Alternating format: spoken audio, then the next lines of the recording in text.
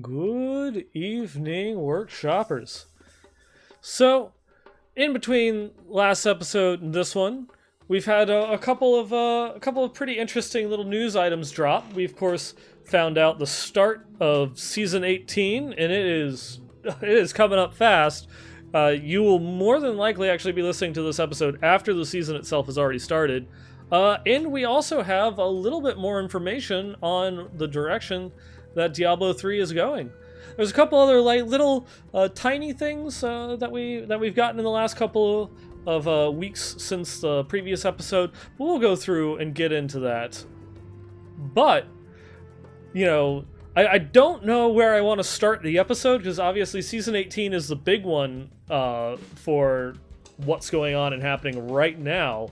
But there is the blog post that Nevelistas put out recently talking about the continued support for Diablo 3, and that, of course, made me go through and title this episode 170, It Lives, because, this is pretty much official confirmation that, well, we are definitely far from maintenance mode. That is a thing of the past. It is no more. The episode... or the series, Diablo 3 itself, the game, I will get to a point eventually, does in fact continue to be. It has not moved on. It is here to stay. So I think I am going to go ahead and just jump straight into the Season 18 stuff, because that, I think, I have just kind of like a set little thing to do. If I go in and start rambling about the future of Diablo and what everything means, and that will probably leave a little bit less time in the episode. So let me just go ahead and hit into that. So since the last episode, we did of course learn that season 18 itself is going to be starting this Friday, August 23rd. This episode is recorded on August 21st, and it is going to go live at its usual time. So it's dependent upon your time zone, but go ahead and pull that up here. So the season itself is going to go ahead and start Friday, August 23rd at 5 p.m. Pacific for the U.S., 5 p.m. Central European Standard Time in Europe, and then 5 p.m. Korean Standard Time in Asia. So of course, kind of can check whichever server it is that you play on comparatively to those start times. The consoles will also be going through and starting, but they will start globally at 5 p.m. Pacific time, regardless of where in the world that you are. So if you are a console player, you're going to need to go through and make sure that you line that up, because it could be starting, I guess for a lot of the Asian regions, that's going to be the 24th at that point. So it will be starting, early... I guess late Friday night, early Saturday morning, at that point. And they have said it also here, as they continue to do, when will season 18 end? We no longer provide anticipated end dates for seasons. However, we are committed to keeping seasons roughly 3 months in length, and will continue to provide a minimum of 2 weeks advance notice for when the season will be ending. This one, I did want to take a little bit of time on, because as we saw with season 17, season 17, it lasted 3 months in 1 day, almost exactly 3 months to the point, and we can extrapolate that out a little bit for season 18, because when you go through and you look at the calendar, it has some pretty interesting times that line up for it. So if you go 3 months ahead, we'll actually put it to the season would be ending around November 23rd, which is a Saturday, or November 24th, which is a Sunday. The week before Thanksgiving, at least the week before Thanksgiving here in the U.S. Blizzard, of course, is an American developer, so that is a big prime holiday time for a lot of workers. And so that lines up perfectly for them to want to go and end the season, have the wrap-up done, but would probably make for like a 2-week period because they wouldn't start the season the day after Thanksgiving. We've seen that in the past where they've actually pushed that date back. And so that might end up being a 2-week gap in between the end of a season and the start of the next, which is actually something that a lot of people have asked for, that they would prefer a little bit more time in between seasons. One, it's a little bit more of a breathing room. You can go through and try out, other games, have more time to get your stash in order, or just take a little bit of a break from gaming in general, because you're just coming off of a really hard grind there at the end of the season for your end of season pushes. Or if you're like me that waits to finish your last 2 conquests until like a few days before the season ends, which thankfully I managed to do. But it kind of all works out perfectly, because also if we go back again looking at season 17 as a backdrop for this, the season 17 PTR started exactly 2 months and 1 week after the start of the season itself, and lasted for 1 week. Where does that put the season 19 PTR? That would put the season 19 PTR the week after BlizzCon, which again just perfectly lines up, because then they wouldn't have announced anything. We'd be getting the PTR the very first thing, or BlizzCon would be announcing all the changes for the PTR. And as I'll cover in a little bit, that they're going through and talking about the addition of new class sets into the game, as well as a bunch of other changes. That would be the perfect time to do it. Where BlizzCon comes, we already have, we're banking on a couple certain announcements, Diablo next, maybe Diablo Immortal, and then still going through and having some time to set aside to be like, hey, look, we've got a bunch of great stuff still coming for Diablo 3. It is far from being a maintenance mode, far from being a dead game. Here is, what our roadmap is.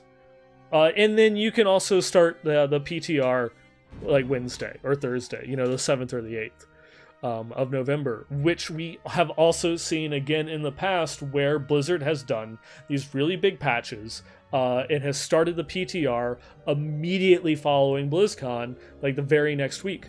I believe that was 2.6.1 the PTR came immediately the week after they announced it at the BlizzCon itself.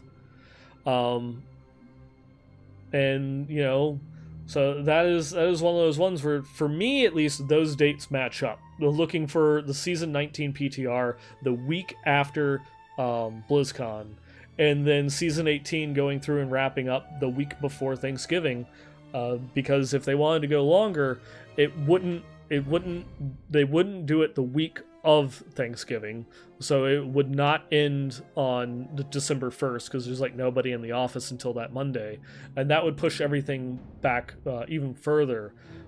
You'd be adding like 2 or 3 extra weeks on at that point, and then another week out for the launch of season 19 itself, going into the 2nd or 3rd week into December, when traditionally at Blizzard a lot of people at the company start taking like the week off before Christmas, and then the week of Christmas and the week after Christmas off. Blizzard is kind of closed for 3 to 4 weeks, like the last half of December into the first week or 2 of January.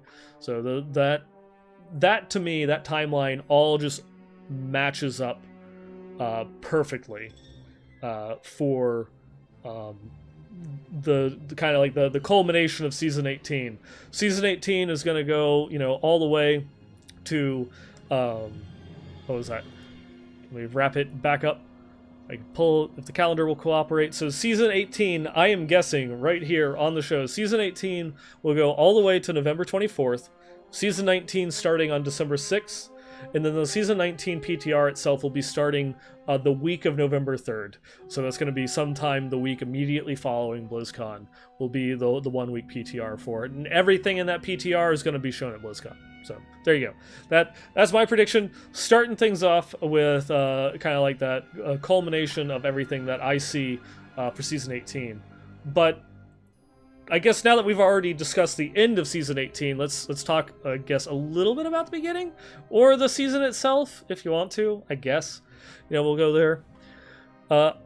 the big thing with season 18, of course, is we have the power of the Triune. This is the seasonal theme for 18, and I've talked about this a little bit previously, where every time that you go through and are going and attacking, you have a chance at proccing Circle that will go and give you power. The three ones, of course, is the Triune of Love, the Triune of Determination, and the Triune of Creation, which are the three aspects of evil, Mephisto, Baal, and Diablo, as they were in the cult of the Triune during the Sin War itself. I think it was like Mephistos, was the aspect of love, and I've now forgotten Baal and Diablo, what their names were in the Triune. I'll try and look that one up. But yeah, it was love was Mephisto, determination was Diablo, and creation was Baal. Kind of the antithesis. So that way, the forward, outward looking of the Triune, they were these good, great, benevolent entities. When actuality, it was, hatred, terror, and destruction is what they truly stood for. Is kind of like where the theme and the flavor from these abilities are. But the Triune of Love will go through and will give you a 100% damage bonus that stacks with everything while you're standing within the circle. The Triune of Determination is going to give you a 50% resource cost reduction while you're standing within the circle. And then the Triune of Creation is that your cooldowns are going to actively come down a lot faster while standing in the circle. So it doesn't actually give you like a snapshotted cooldown reduction. So you don't have to wait to use your cooldown abilities while you're standing in the circle. They just will actively benefit from faster cooldown while you're in it. So you can freely use your cooldowns, and if that pops up, hop in it in order to get some extra time off of it. And this ability does go through and take in effect immediately. So as soon as you roll your level 1 character, you'll be able to start benefiting from the this power of the Triune. And it's interesting because there is a limit of 1 circle per player, but it's if you have a 4-player game, you can have up to 4 circles at once.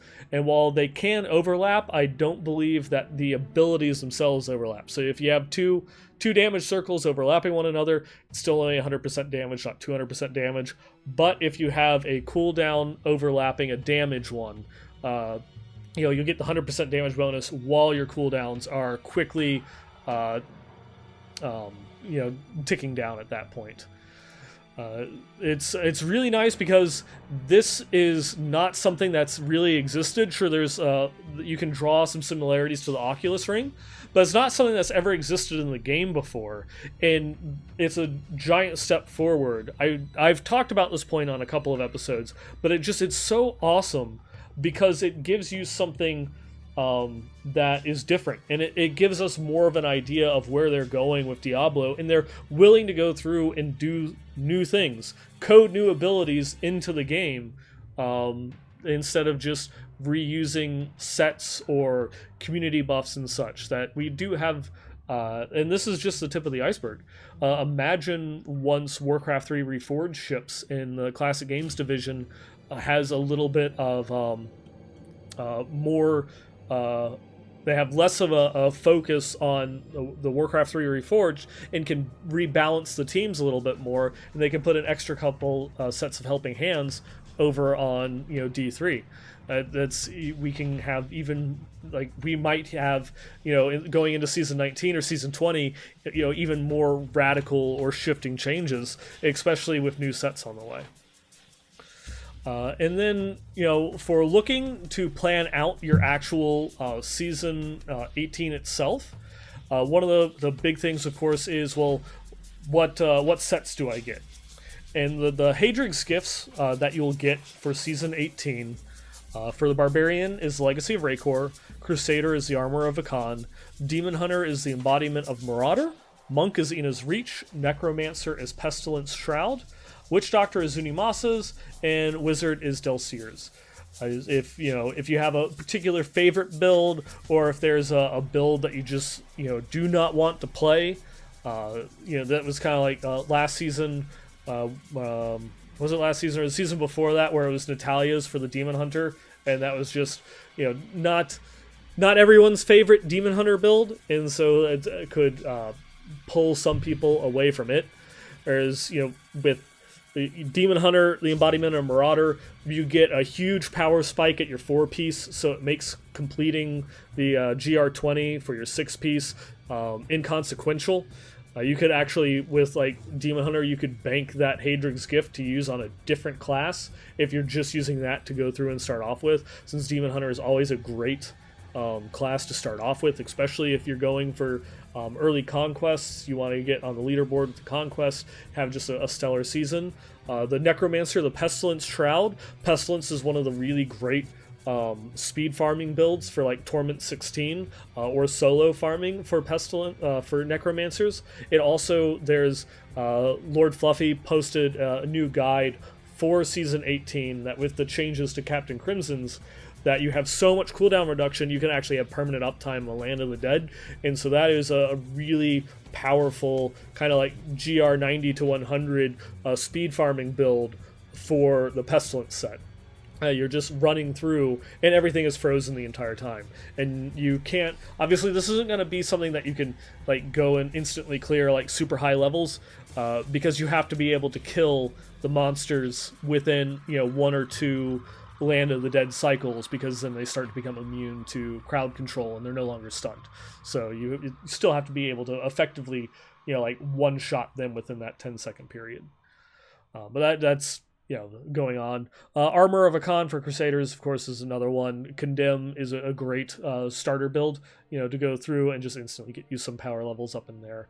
So really, to me, not a lot of bad choices. Ina's Reach from Monks is a nice starting point. It also is a great jumping point for going through and doing some rudimentary support builds. If you're going to go and be, doing group play, if you're solo self-found, maybe not quite as much. It's got a lot of great tools within that set, that you have for Hadrig's Gift. Not really any big losers that I see in that one. I think there's a lot of decent ones. Maybe Delseers would be one of the weaker ones, I think, for Wizards. But then again, I really haven't played a Wizard too much in quite some time. And then what do I have to do in order to get to Guardian, and what do I get at Guardian itself? I was a little bit disappointed this time. With the Season 17, of course, we had the Galactic Wings for going through and completing Guardian, so there actually was a new cosmetic that we could unlock. With Season 18, unfortunately that's not the case. It is of course they are now going back and redoing older season rewards. So we've got the Blood Shard portrait frame, as well as the little Grim Reaper Malthael. I forget the name of it. The All Hallows Pennant. There we go. It's actually in the paragraph there, that you can go through and get. So if that was something that you missed out on previous seasons, you can now go through and get it. But unfortunately there are no other cosmetic rewards that you can get. But if you're going through and wanting to get all the way to Guardian, just to say that you've done it, we have the season conquests themselves. So you have the Divinity Lionhearted, which is going through and clearing a solo Greater Rift 75, which everyone can do now rather simplistically. Almost any 6-piece set in the game has enough power in order to complete a Greater Rift 75 without too much difficulty, minimal supporting items, no primals, no ancients required at all, and only partially leveled legendary gems in order to get that point. Next up is On a Good Day, I Can't Stop. That is one that you will just kind of get on your way to getting Greater Rift 75, is just to level 3 gems to 65, which if you're clearing Greater Rift 75 solo, you can level up a gem to level 65 with no failures 100% of the time. So it's going to be super easy to that one. Another one, Speed Demon, Need for Speed. Clear a Torment 10 Rift in under 2 minutes. Everyone can do it. Right, that's one of those ones where at Torment 10, everyone can do it, even a Witch Doctor, because at that point you can do the Helltooth chicken build in order to go through and one-shot mobs in order to get a clear on Torment 10. It doesn't have to be solo. You can do groups unless you're playing solo self-found. Then the curses stars align, so kill 350 mobs during a cursed chest event. That one is another pretty simple one to do. You might have some difficulties depending upon your class choice for doing it solo, but it's extremely easy in groups. Just get the cursed Pete in Act 5, and most classes can go through and get that done very, very simply. Finally, we've got boss mode, Worlds Apart. So it's just Torment 10, kill all of the listed bosses, which is pretty much like everything besides... oh, shoot. I've now forgotten. What is it? Iskatu in Act 4. I think pretty much everything is the only one that you don't have to kill. Out of all of the bosses, so this is one that of course you can, this is doable solo. You can do it in groups, but you do have to be present for every boss for it to count. So if you do it in a group, that would just be one of those ones where you map out, the other players are mapping out the routes to the bosses, or if they've already completed it, they can choose not to enter in to kill the boss. But you do physically have to be present in order to kill every single one of the bosses to complete that conquest. So that's just some of the things, in order to help you go through, get on your way for completing your Season 18, as fast as you can, as quick as you can. And then I do want to give a shout out a little bit. If you want more in-depth looks at that, of course, you've got a couple of options. As always, you can go through and check over at BlizzPro. Dreadscythe has gone and put together a super mega post with all the patch notes, the season start times, your guides to rifts, Hadrix gifts, links to Leviathan's videos, for how to go through, how to best complete the conquests, everything that you need. And then we also have over at Diablo fans, we have our own Season 18 mega post. We've got the countdown in order the season starts for each one of your particular regions. We have links to the Discord, where over on the Diablo fans Discord we'll be setting up a whole bunch of audio channels, so that way you can get your groups together. We also have a looking for group channel. There are lots of people across all regions that are over there in the DFans Discord channel right now that are looking for groups to try and do get their leveling groups together for Friday night. Links to everything. In addition to that, a little shout out, of course, Garmf will be going through and doing his solo self-found again this season as well. It's doesn't last the entirety of Season 18, it's just 1 month, but it has links and information on how to go through, join the league, so that way you can see how you go through and compare to other players that are going and doing the solo. I believe Bloodshed is like one of the Bloodshed, Bagstone, and a couple others are going to be going through and doing the solo self-found league. And of course, as with every Diablo season opener, we have the level with a cause. And this is something that is put on by Wolfcrier every season. That is going and doing a donation for charity. You'll see a whole bunch of big name streamers from Diablo as well as outside of Diablo that will be going and streaming for charity during the opening weekend. It takes place between August 23rd and August 26th, so it's Friday to Sunday, and you can go through and make donations. This time around, the donations is going to be going to St. Jude's, so that's one of those ones that you can help contribute to make a difference. St. Jude's is a marvelous organization. I believe that they are one of the big ones that Blizzard always partners with year after year for like their charity dinner, as well as a lot of other things. But that's just you keep an eye on the website itself. That's levelwithacause.com. Wolf Crier goes through and publishes it over on his Twitter account, and we have again links both at BlizzPro and Diablo fans in order to go through and check that out. So if you're looking for something to watch, for the season opener, make sure that you go through and hang out one of those channels, and you can easily go through and donate, to those to the St. Jude's Children's Hospital in order to try and make a difference.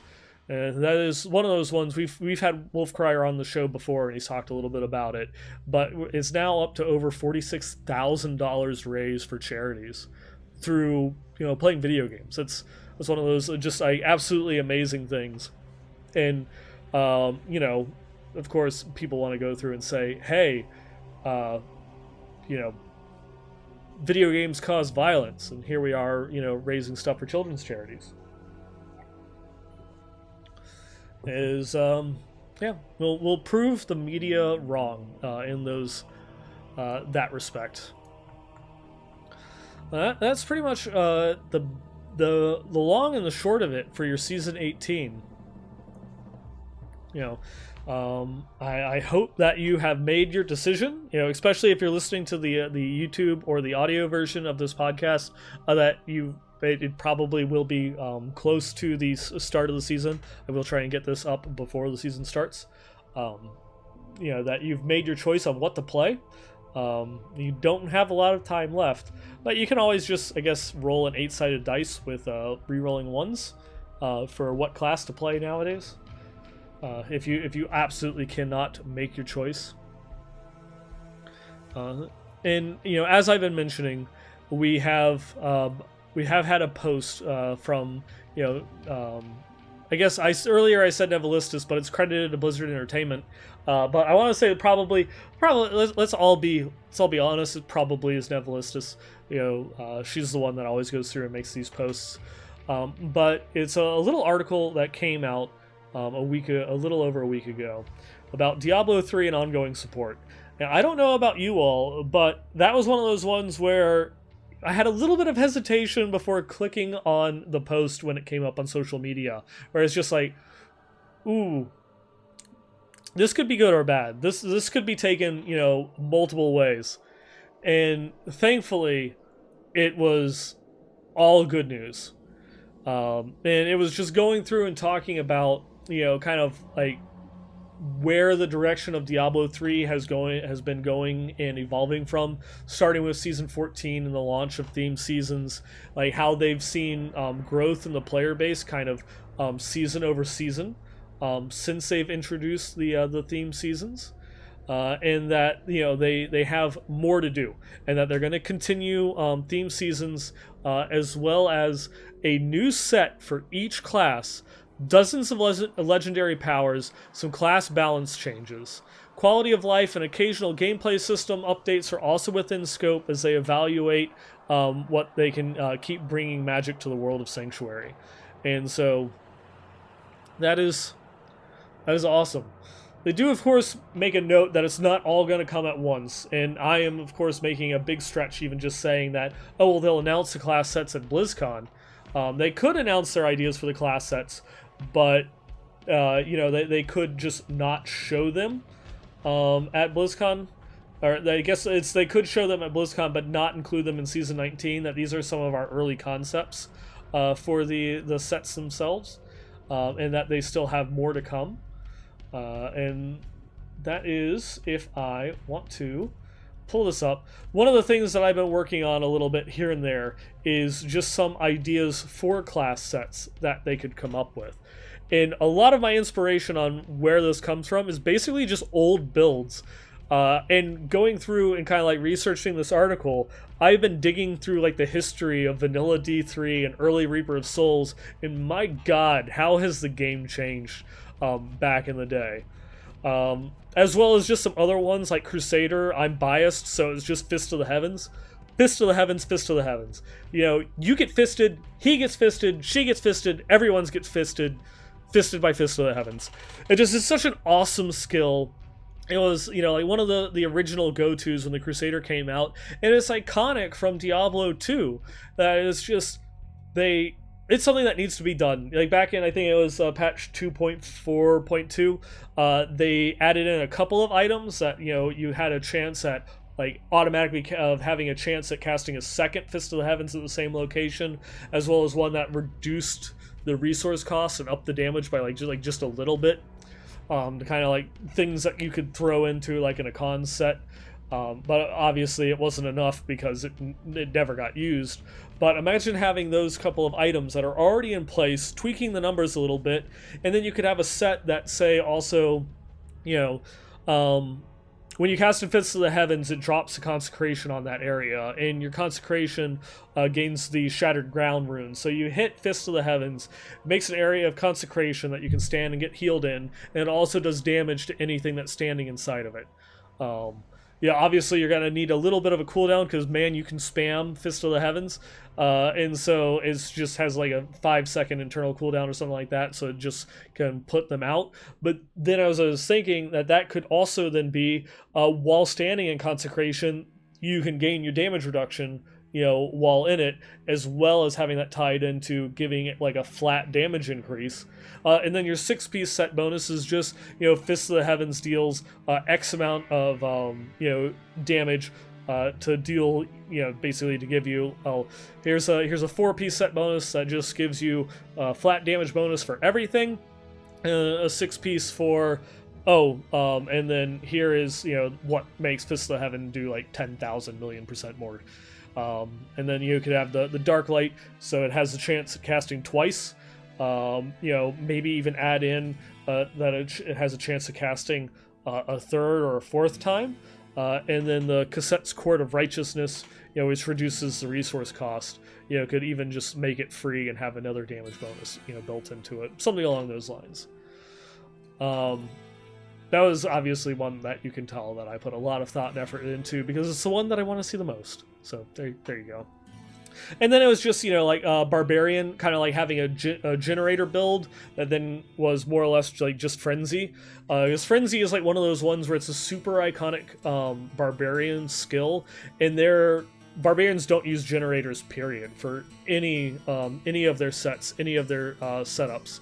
The only one that does get used is Frenzy, but that's for the Lawn Thorns build, and Frenzy is just a kind of delivery mechanic. The Frenzy itself does not matter. That's just for going through and getting as many procs as Thorn damage as you possibly can, and that's it. But having one that actually buffed like all of your generators, including Frenzy, but with maybe some other items that already exist that give you Frenzy stacks, or maybe something that you could make it unlock Vanguard, so that way you always are getting the movement speed from Frenzy as kind of like your pseudo support movement skill to tie into it. Demon Hunters, for me again, that one was easy. Elemental Arrow. That was at the end of Diablo 3 Classic or Vanilla, and then early in Rebirth Souls. Elemental Arrow, like with Crider Shot, that was it. That was the end-all be-all. First, it was Nether Tentacles, because you could clip enemies for multiple hits, and it did a lot more than the listed damage. They nerfed that, but they didn't change Ball Lightning. So Ball Lightning was the same way, that it could hit enemies multiple times, especially if they were kind of like frozen in place. Or slowed, that they could hit it 3-4 times and be dealing already double damage to what the listed skill damage was. Just in and of itself, until the Marauders set was changed. As Marauders started off, that you just equipped a whole bunch of spenders on your bar, and didn't do anything because the turrets would automatically cast any of your spenders, and if you reach certain attack speed breakpoints, affected how often they would do it, and so that you could have it shoot Cluster Arrow, Multi-Shot, and like Elemental Arrow, if you had enough attack speed to get the 3 spenders all looped in. They changed it, they buffed it, but it also required you to actively cast the skill, and immediately went to Ball Lightning because of the same thing, that you could just slow enemies, and they would take just enormous amounts of damage from all of the turrets sitting out, blasting ball lightning in an infinite stream because of Crider Shot. As they went and began to find a better niche for the Marauders build, unfortunately Elemental Arrow dropped off. But again, it has Crider Shot. It's got I can't remember the name of the quiver, but there's a quiver that also adds elemental buffs depending upon which rune that you used for your elemental arrow. So it already has supporting items in place. It just needs a set in order to take its damage, up to that level. And then while kind of trying to throw other things into it, Demon Hunter has a lot of skills that it already uses, but Caltrops and Spike Traps are other things that don't.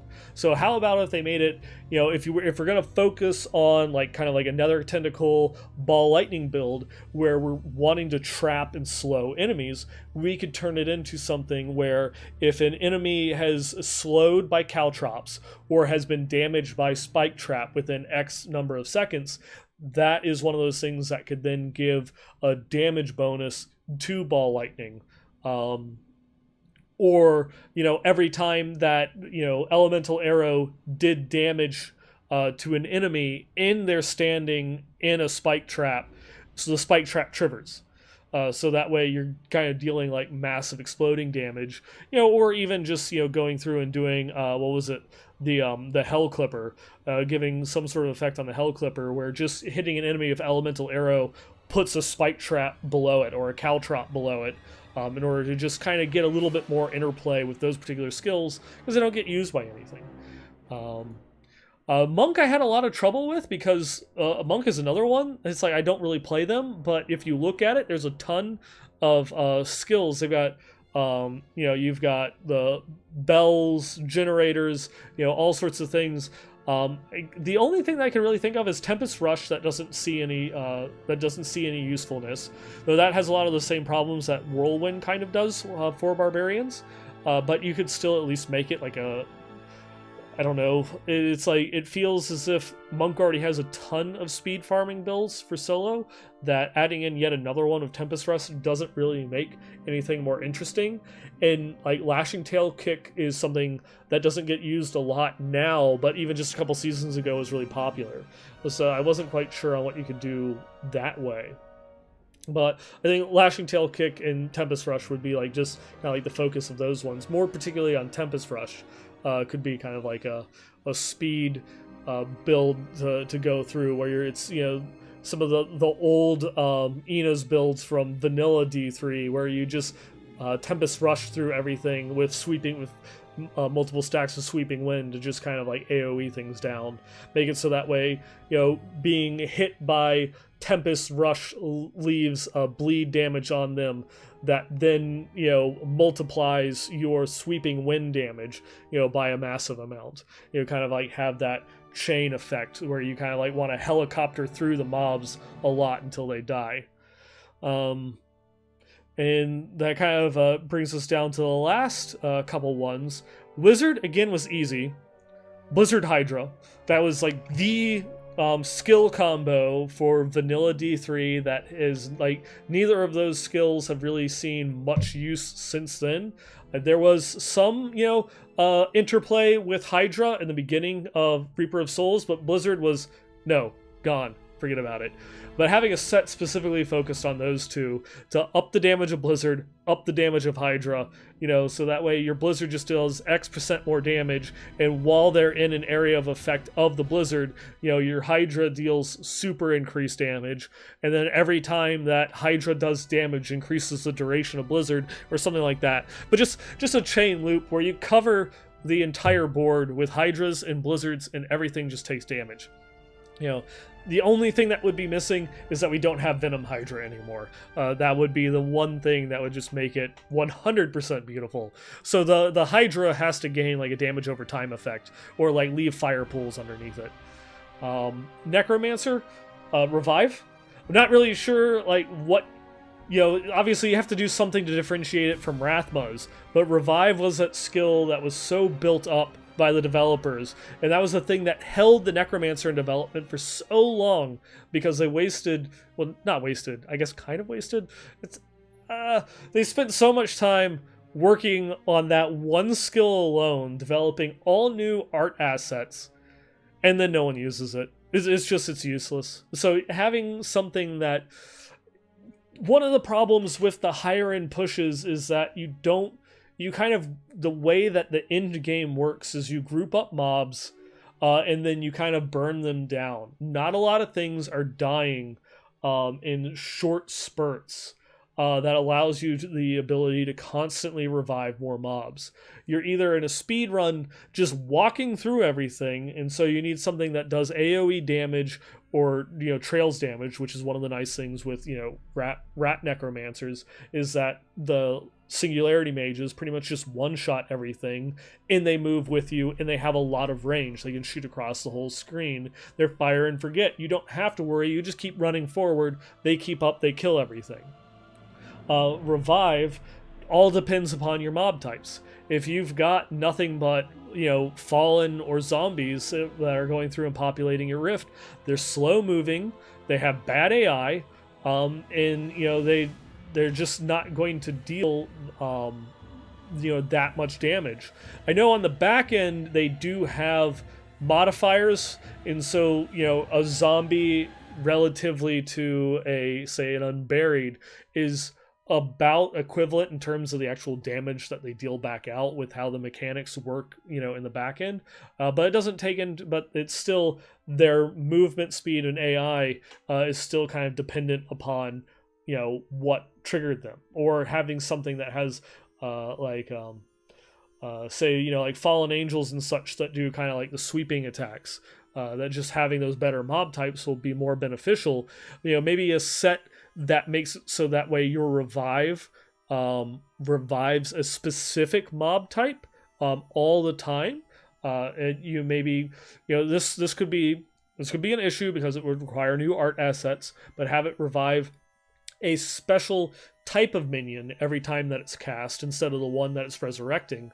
That has think of it kind of like Humongoid for Witch Doctors, where that one was always a big one because it had cleave, and Witch Doctors got a buff this season because they have an item that gives all of their gargantuans cleave, so they can use other runes.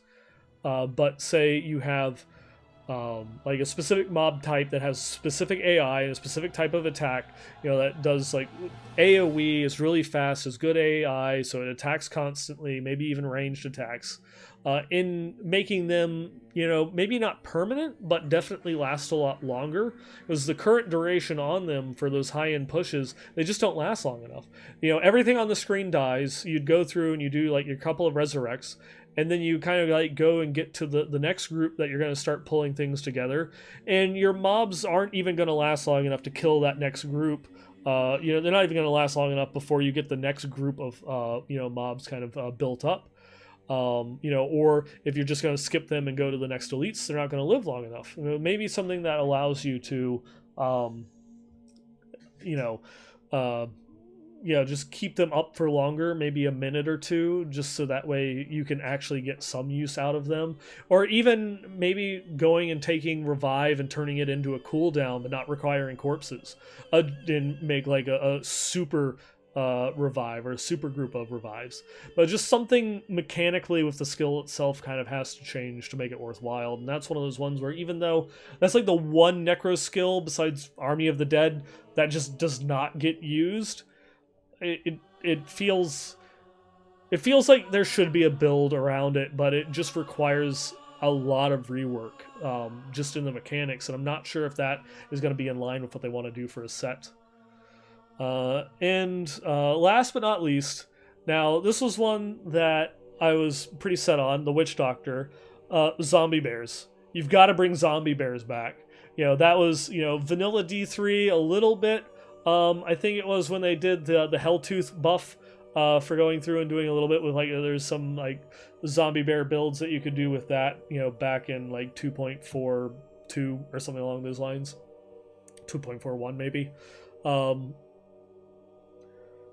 That it's a great skill, absolutely love it, but it is one of those issues with a lot of other builds, is that it requires you to stand in place, so you can't really use it for speeds, maybe for some like high-end pushes. But there's the one rune for Zombie Charger, Undeath, that if it kills a mob, it continues. And so it kind of like respawns and keeps going. Well, what if it doesn't have to kill a mob? What if the set itself made it so that way if the zombie bears do damage to an enemy, they respawn? And then if they hit another enemy, they respawn again. So if you've got a group of enemies, it's just doing wave after wave after wave of zombie bears. Or what if you just have it that when you cast zombie bears, they go across the screen instead of just doing like that little run around you, that it makes the zombie bears themselves like a fire and forget, and that you cast it, you kind of like Hadoken like a couple of these undead monstrosities just going and running across the field, and it's just like, okay, now we're getting somewhere. Now this is starting to be awesome. And so this would just be one of those ones where it's like, obviously you'll have the the damage bonuses, but if it doesn't take too much on the coding side of things, is just making it so that way the animation continues out in a larger area, or that it would chain, in that after you cast the zombie bears, it would kind of do like little waves across the screen of bears just going and hitting everything. And the ultimate wish list would be that the set itself is pieces of zombie bears, so that way when you have it fully equipped, you look like a zombie bear. And that it has the aesthetic ability that it turns your zombie dogs into zombie bears, and they get like a damage bonus. Turns your gargantuan into a standing bipedal zombie bear. It can get a damage bonus. And you can turn Wall of Death into giant zombie bears that are sitting there and mauling everything. And so that way it's just everything is zombies and everything is bears. And everything is just zombie bears.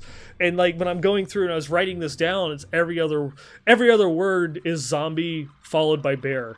And so I had a lot of fun creating that one. I'm still trying to fully like flesh out some of those ideas, but that's something that you can expect to go through and see over on Diablo Fans, hopefully sometime within the next week or so, for my full thoughts, even though I just talked for a very long time about them, on what I would do if I was the one making new class sets, and what I think some missing opportunities within the realm of play styles of the game that could be addressed. So going back now from the wish listing to the actual post itself, it is one of those ones. I also talked a little bit about how they are developing their PTRs, and that they've had a really fantastic approach with just the 1 week PTR. They also are kind of addressing why they do that, is that it helps to better highlight their changes and enact feedback specifically upon that. And so it's one of those ones where it's like, these might not be like 2.6.1 like level patches, where it's huge, even though the last, this one in like, what was it, 2.6.2, I think it was, or 2.6.4, were really, really big. That it's going to be, we're going to do like this dozen or so changes, go test that, but we're going to make these changes awesome. Like look at Flavor of Time, look at Squirt's necklace. These are things that have made significant differences in the game. Or Captain Crimson's, the revamp that they did at that set is making waves, and it's something that even in the limited 1 week PTR that we had, in the little bit of testing that we've got right now since the patch has gone live, is that there's a lot of builds that if they can fit it in with Ring of Royal Grandeur are amazing. Like the Pestilence build, Unhallowed Essence is making some big splashes because the Captain Crimson's addresses one of the issues that had, which was survivability. And that is giving it levels of survivability close to what Shadows and Pale runs. And I'll be interested in seeing what it does for some Necromancer builds, because that's one of the biggest problems with the class, is just how squishy it is. I don't know if it's going to be enough to make it not feel like a piece of wet paper, but I'm excited to go in there and actually go and start testing that out. But it is one of those that they also say at the end, and I just want to go through and read this part. Being clear, being communicative. one thing we've been asked for is to clarify what our plans are, what exactly we're working on, and where the future will take us. This blog is one of our first steps. More frequent presence and interaction from our community team on our new forums, especially around patches and PTR cycles, is another. We want to be able to talk and interact with members of our community around the world on a regular basis about the one thing that brings us together, Diablo. We hope that we've provided you a better idea where we're at with Diablo 3. In the meantime, we want Sanctuary to feel like home to all heroes, so that way you can return whenever you have the itch to slay monsters, don powerful legendaries, and always find something a little bit new. And so this is just the beginning. More communication, not just about like Diablo in general, but specifically Diablo 3. That's amazing. What more do we want at this point? Besides even more class sets, or I guess a druid. I think that would be one of the things that a lot of people ask for, is a druid. And that is another one, I guess, to segue a little bit at the moment, while also talking about like the future of Diablo. Something that's been coming up like again and again and again is talk about adding in another class, adding in a druid, and that's something I think that they're actually talking a little bit about it on the new meta podcast that was recorded last night with Lord Fluffy, the P-Child, and Leviathan as a special guest, where there's been a bunch of Reddit threads and such talking about the druid, and I give you the official druid concept art with the caveat that this is from 2013 at the earliest. It was shown in 2013. It was probably developed even earlier than that. And the big thing to add a note there is that there's tons of concept art for everything. There's one of the ones that they held back was like concept art for a necromancer, back in the early stages of the game. Concept art for Skovos, Ura, a whole bunch of other places and people that just never got used. Sedea, the Maiden of Lust, one of the bosses in Diablo 3, that was originally shown as part of kind of like the B-roll footage and concept art back in 2008, and had been scrapped from the game. But at one of the BlizzCons, I think it was like BlizzCon 2010, someone made the Maiden of Lust as their costume entry. This big, amazing contraption with like the spider legs, the spider abdomen, and all that. And that inspired the dev team. Well, it's like, well, we have to put it in the game now. People are already doing cosplay of it. We've got to do it. And so just because it exists, and just because, kind of like the transformation, like little rough sketches and such exist, doesn't mean it's going to happen. One thing that we have heard from developers, not just in Diablo, but just game development in general, the most labor and cost-intensive part of game development is art. And at this point, even with all the big changes that we've been seeing in the seasons, there hasn't been a lot of art updates or new models or new assets being added into the game. So it could, of course, be that they have been funneling, like one intern in the corner that's going through and doing, art and concept and stuff like that, for Diablo 3, and he just needs a couple of seasons to get everything together, guys. That is one possibility. But it wouldn't be something that I would be expecting anytime soon, especially when classic games full focus is like on Warcraft 3 Reforged at the moment. Once that ships, maybe we can start having that discussion. But it is funny that Druid has just been a very popular topic, recently again. And I just wanted to show off some of that concept from, like way back in the day. That's existed for a very long time. And also that way you're better prepared. If you see that art come up anywhere on Reddit or anything like that, you can be like, oh, that's been around for years. That doesn't mean anything. Don't get your hopes up on that one.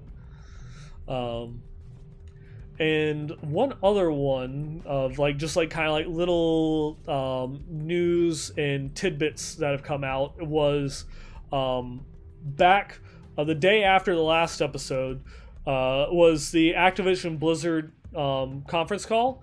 So it was going through and talking about their second quarter results.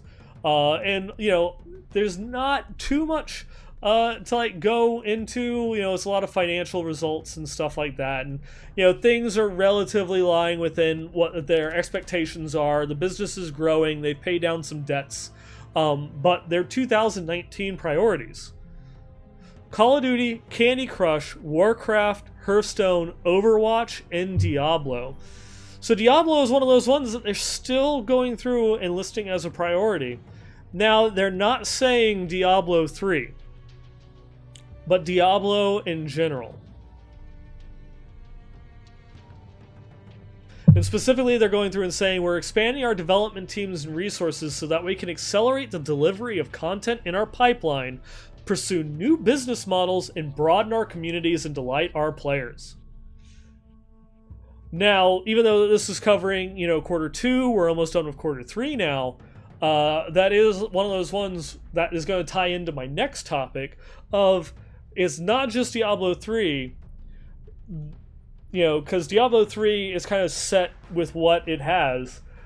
There's not a lot that they have to monetize it because they've been extremely hesitant about monetizing Diablo 3. They have a cosmetic store over in China, but the majority of all of that stuff that you could find, the pets and things of that nature, are things that you can just acquire in-game on our version.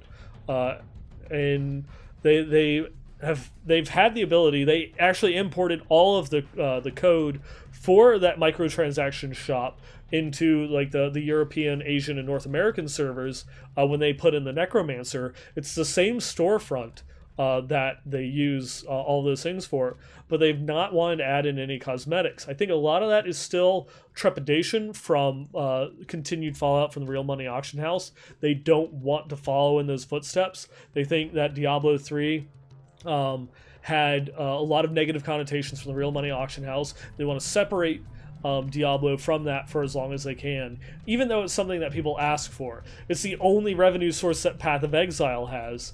And so it's something that gamers are comfortable with. Should they go through and add that in? Could that be something that they do with Season 19? I don't know. But to me, this speaks more to the topic of Diablo Immortal, and that Diablo Immortal at least is still a 2019 priority, a 2019 launch, and that they could be funneling more resources kind of into the Immortal team to go and try and get that done. But that kind of like then poses the question, from everything that we've seen, how far along in development is Diablo Immortal? When they've been announcing games at BlizzCon, they've usually roughly had about a year window from announcement to release. Hearthstone expansions are an exception; they're even faster. But are we going to get all the way 1 year forward and still not have Immortal? Because like playing the game on the show floor, it definitely felt like it was very far from finished. But then the comments that they made, that it was kind of like, I think it was the one producer on Diablo Immortal that mentioned it was kind of like an early 2019 or summer of 2019, and that's over soon, and we've still heard nothing, squat. And this is something that I've mentioned on previous shows, and then Riker actually mentioned on a recent video that he did that was talking about. Hey, Foo. There we go. Pulling up the video that he was going through and talking about. Is Diablo Immortal canceled? And he has some ideas as to why Diablo Immortal itself they haven't talked about, and it's something that I've talked about, and other big personalities and such have mentioned, is that they're waiting till they have something else. So they acknowledge the fact that Immortal left a bad taste in everybody's mouth, and that is not something that particularly that the community base wants, and so they're putting it off to the side, and we're not going to talk about it. We're not going to release it until we have something else to talk about, namely Diablo 4, Diablo Next. That's my theory. It's a popular theory. And so it's one of those that they're just going to, the game could be completely finished, but they're not going to release it until they have another entry in the franchise to talk about, something to talk about for the core PC audience. And there is like a little tidbit of information that came out that's kind of supporting this. And that was over on the Diablo Immortal subreddit. The user Liu, my god, I'm guessing, they're new to Reddit, brand new username and all that, that wanted to go through and share that they're a fan from China, and that on kind of like their Tap app, which is kind of like the big Blizzard app store, or not big Blizzard, but the big Chinese app store where the majority of apps are downloaded, kind of cross-platform and such. In the China region, there is an official Diablo Immortal account, and now whether they're from Tap, Blizzard, or NetEase, we're not sure. But they have been going through and talking about the game and doing like Q&As and acting as if the game itself is very close to release. That it's already been submitted for approval to China in order to go through and get kind of like the license to release the game, that it matches all of Chinese requirements, and that it's not detrimental to society and all other types of stuff. This was one that Riker, in that video, went and did some in-depth research on. Went onto Tap, did some very bad Google Chinese translations, and from what he could tell, this is legit. So the game seems to at least be relatively done, and there's something holding it back, which again comes down to is that they're responding to the community's the community's reactions, the community's wants that, well, we don't want Immortal, we want another PC title, and so we'll give you that new PC title, and then now we'll put a little bit more focus on Immortal, because we're not going to release Immortal till we give you what you want.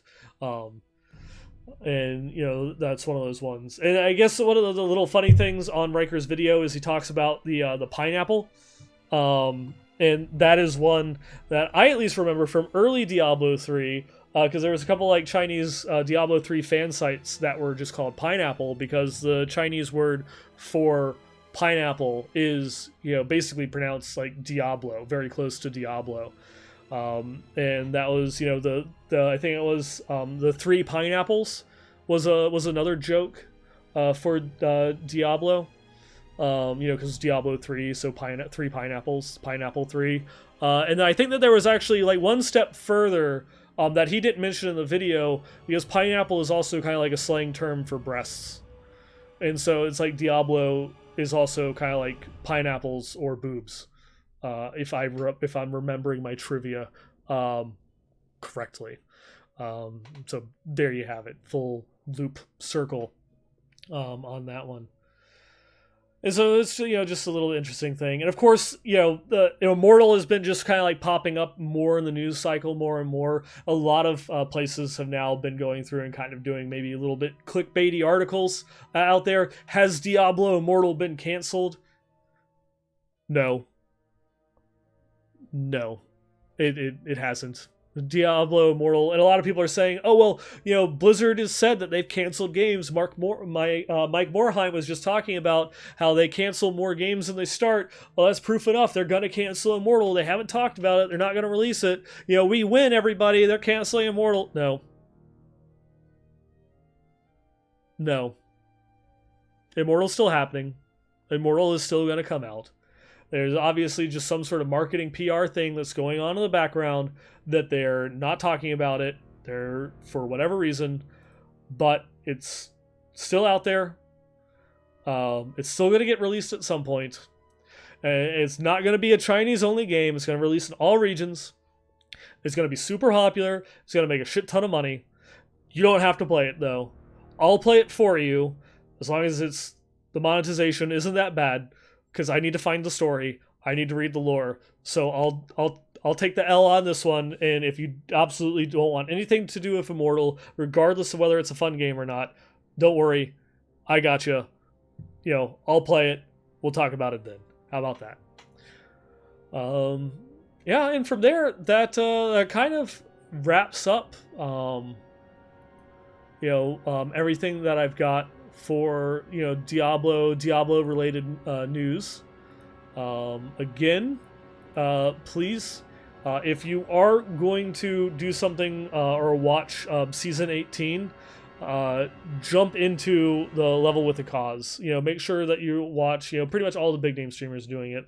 Leviathan, Riker, Bloodshed, all them. Go check them out. Help children's charity, St. Jude's, for that. And then we do actually have, a couple of, right. We do have a couple of things here in the community section. So, while we're going to go through here, we have our community feedback. And there we go. Sorry. There we go. This email goes through and comes in from Juno Reactor. We share that special bond. So it's good to go through and see that you still listen to the show. Appreciate that. Sup, Nineball, how are you doing? My season 17 went very well. I managed to do a greater riff 113 on my hardcore witch doctor, ranked 57. That is awesome. Congratulations on that. Didn't get any good primals, but it did get a primal puzzle ring. Did you keep it? That's the first question I have to ask. Did you keep it, or did you open up one of the ancient vaults with it? There's a new Juno Reactor song called Into Valhalla, which Juno did with GMS. I think you'll like this one. When he went through and he sent it in earlier today, I did go and take a listen. It is absolutely amazing. I'm going to link it here in the chat. I'm not sure if I can link it on the YouTube video, but just go through and take a look into it. Juno Reactor Into Valhalla is absolutely awesome. I love everything Juno Reactor, and this one is pretty awesome. This is, if you were to put together the Orcs for World of Warcraft with electronic music, you would probably come up with this song, and that is very accurate description. There's some other remixes that Juno did recently. One remix that I love is Let's Turn On. And then another remix that Juno did with Ace Ventura is Ingon Yama, the Bliss remix. Those are some other ones that you can go through and find. And if you're into Juno Reactor, I 100% recommend going through and checking them out, because those were also really awesome remixes. There's so much. Juno Reactor actually gave me a remix collection. That I will go through and listen to sometimes. I need new headphones. My headphones just died because I've been doing a lot of stuff at work that's just mindless, and so I'll just be listening, either jamming out to Diablo or Juno Reactor is the two things I listen to while at work. And so that's one of those things that I've been able to add and expand onto the Juno Reactor playlist from there. And then he continues, one question for you. If the Diablo 3 team is continuing to make changes for the game before Diablo next comes out, why wouldn't they add in a new character, Druid, to the game?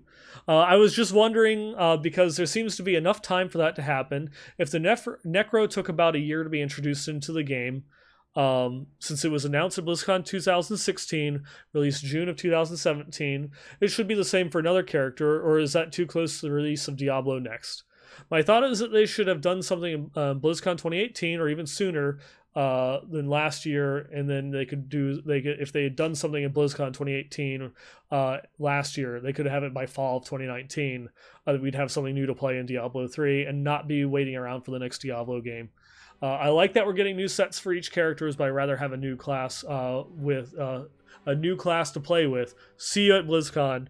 I will definitely see you there. I will be very excited for this year's BlizzCon.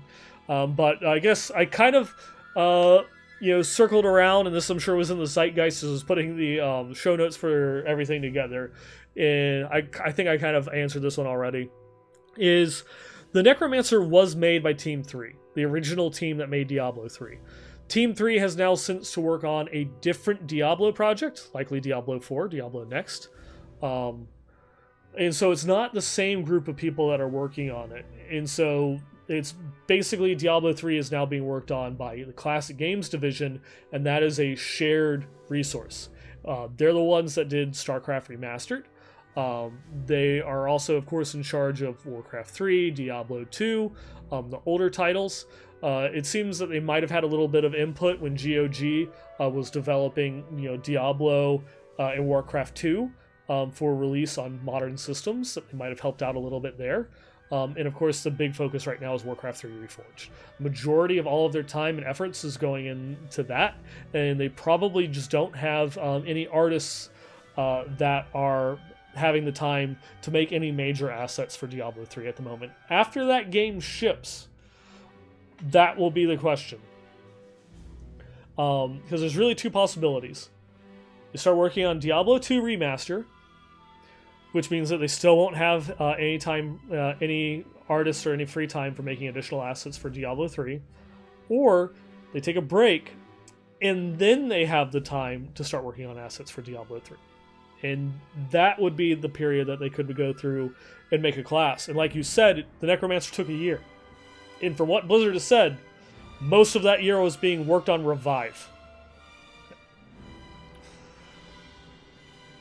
Druids don't have Revive. Druids have nothing close to Revive. How quick could they push out that class? 6 months? Or what if the team is, half the size? Team 3 itself was relatively small, and from kind of the timelines that we had seen, that, in that Kotaku article, the team itself was already at the same time kind of working on Diablo 4 at the same time, so it was already kind of split. Could they put out a new class in a year without straining themselves? Seems doable. Definitely seems doable. But not while they're working on other bigger projects, namely remasters of older titles. And that's my thought on that. So, I think it's within the realm of possibility if they have the resources to do it, which they won't while working on other titles, because it's a shared resource group that's working on a bunch of other games. And right now their focus is all Warcraft 3 Reforged. And it could be a Diablo 2 remaster, as the next title. And that would pretty much, suck away any helping hands to make new art assets for D3. If they take a break, or if they decide to split it, they could. I wouldn't be surprised though if they talked about the Necromancer might release with one set and then the next patch come out with another and then the next patch come out with another. They went back on that and then just released all of the sets at once. I wouldn't be surprised if they did something similar if they have a smaller art team to work on that you release the Druid with one set and then another set and then another set to expand out that release, or to say take a year, in order to make the class, the skills, the armor sets, armor pieces, and things of that nature. That's that would be the long and the short of it. And then we have just one item of the week, and this one is a bit of a joke. This one comes in from Bear2Kind on Twitter. He tweeted at the Westmarch workshop that he had rolled his first hardcore character and was running rifts when he got this item. And the joke that I had made was, Surgeon General's warning: rifts are addicting, because the item that he found was, of course, Rift Crack, which is kind of an apt description for Diablo 3, because this is all that we do. We're addicted to rifts. Rifts are our cocaine. That's the white powder that we love to do oh so much, again and again and again.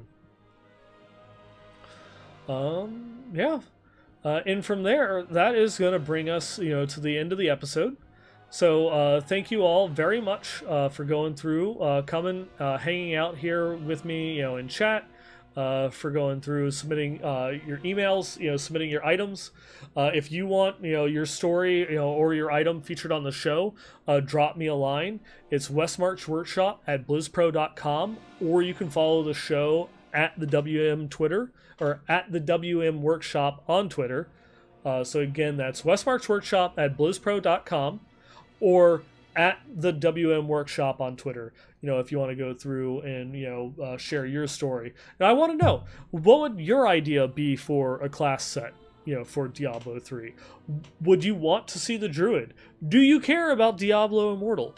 What are you planning on playing for Season 18? I already know Watson is in the chat right now, screaming that he's dead to that. I'm dead to him because I mentioned Diablo Immortal on the show, because he does it every episode. And I mentioned Diablo Immortal every episode, probably specifically for him, because I know he loves it. But yeah, again, just go ahead, drop me a line. Westmarch Workshop, blizzpro.com.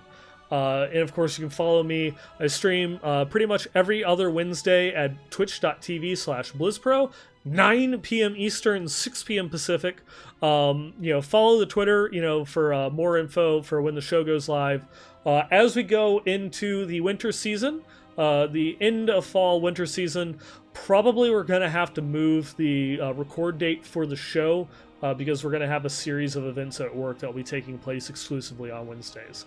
So, look forward to that. We might not have Westmarch Wednesdays. We might have Westmarch Tuesdays or Thursdays. Well, I won't change the name of the show to keep with the alliteration. So we'll keep it Westmarch Workshop for now.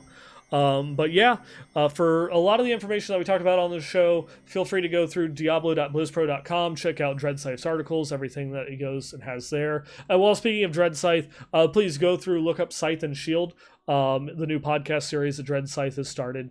The first episode features myself. Then you also have a whole bunch of other people, such as Wolfcrier, the Pea Child, Mama Muggle, and Husband, are on some of the episodes that you go through and check out. So please go and see what these big name community members within the Diablo community are doing. You can join the show in game, or the BlizzPro clan, or the Westmarch Workshop community. You can also go through and join the BlizzPro party at discord.gg/BlizzPro. And as I mentioned earlier, for the Season 18 launch, Diablo fans will be having a whole ton of voice channels opened up, so you can put together your Season 18 leveling groups, as well as having a space to chat and communicate with them over on the Diablo fans Discord. You can find links to that over on the Diablo fans mega post. And of course, if you want to follow me, I am at 9ballgamer on Twitter. And you can find my once decade stream over at twitch.tv/9ball. Every time that I mention it, I have to increase the distance. I think last time it was like my once a year stream, and then it was once every couple of years. I should have went once every leap year before I went to decade, but I'm already at decade. So I guess that's just where I'm at now. Next, it's going to be the once a century stream. But yeah, I do plan on streaming this Friday. We'll see how things work out. So you can check me out over there, twitch.tv/9ball. And with that, thanks for going through, listening to the show. I'll catch you all next time.